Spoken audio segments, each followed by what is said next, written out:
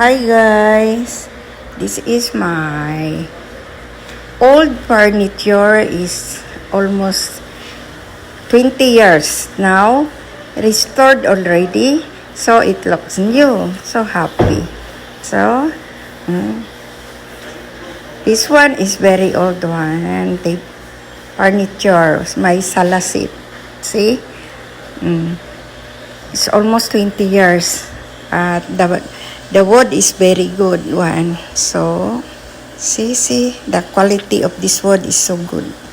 See, I just asked the man to varnish it, so it looks nice and look new. You don't believe it? It's almost 20 years old, this furniture. Okay. So this is the remembrance of my late hubby. Okay. When he retired, he bought this one. So you're happy now, gang. Your things is restored already. So our house look nice. So I'm happy already. See? Okay. It's done.